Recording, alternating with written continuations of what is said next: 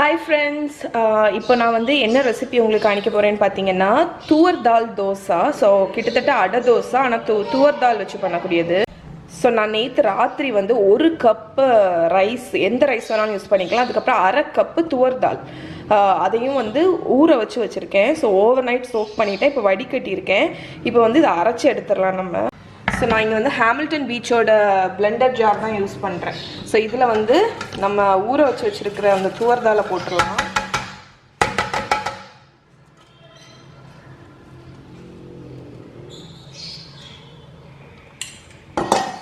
Okay, நம்ம ரைஸும் தாலும் போட்டேன். ஸோ இப்போ நான் இதில் வந்து சில்லி பவுடர் தேவைக்கு தக்கன போட்டுக்கலாம்.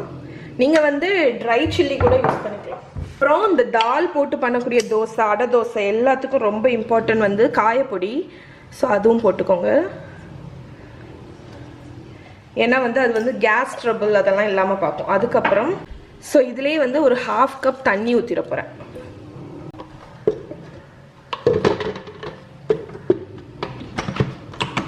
ஸோ இப்போ இதை அரைச்சிடலாம்.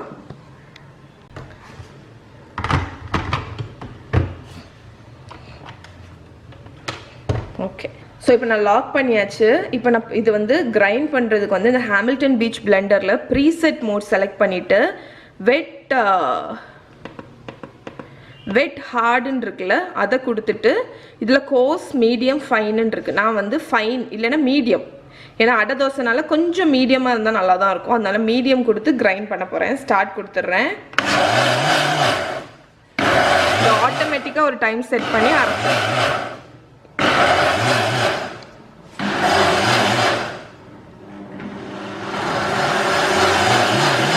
ஸோ இப்போ நான் வந்து அரைச்சாச்சு நல்லா.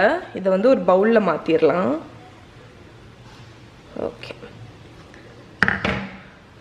இப்போ நம்ம வந்து இதில் என்னெல்லாம் ஆட் பண்ணணும்னு நான் உங்களுக்கு காணிக்கிறேன்.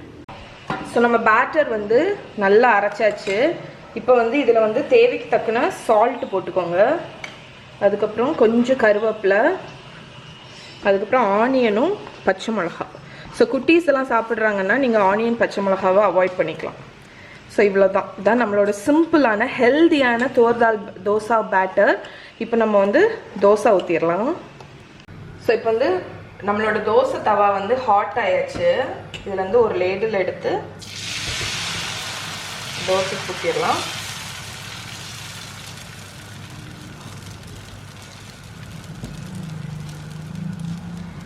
ஸோ இந்த தோசை வந்து ஃபெர்மெண்ட் எல்லாம் ஆக வேண்டாம், டைரெக்டாக நீங்கள் ஊற்றிடலாம்.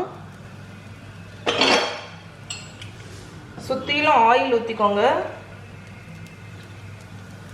ஸோ அடியில் வந்து ஒரு நிமிஷம் குக் ஆனோன்னா திருப்பி போட்டு குக் பண்ணிக்கலாம். ஸோ இப்போ ஃப்ளிப் பண்ணிடலாம். ஸோ இனி அடுத்த சைடும் ஒரு 30 செகண்ட்ஸ் குக் ஆகட்டும். ஸோ ஓகே, இப்போ நல்லா குக் ஆகிடுச்சு. இப்போ இதை எடுத்துடலாம். அவ்வளோதான், நம்மளோட துவர் தால் தோசை ரெடி ஆயிடுச்சு.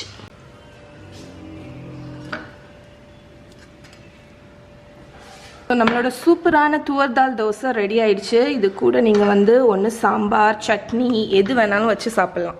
ஓகே, ஸோ ட்ரை பண்ணி பாருங்கள். ஸோ ஃப்ரெண்ட்ஸ், இங்கே பாருங்கள், நம்மளோட சூப்பரான துவர் தால் தோசை ரெடி ஆயிடுச்சு. இது நீங்கள் கோகனட் சட்னி, டொமேட்டோ சட்னி, சாம்பார் எது கூட வேணாலும் சாப்பிட்லாம். ஸோ ஹெல்தியான பிரேக்ஃபாஸ்ட்டு, ரொம்ப ஹைலி நியூட்ரிஷியஸ். ஸோ இதை ட்ரை பண்ணி பாருங்கள். ட்ரை பண்ணி பார்த்துட்டு எப்படி இருக்குன்னு சொல்லுங்கள்.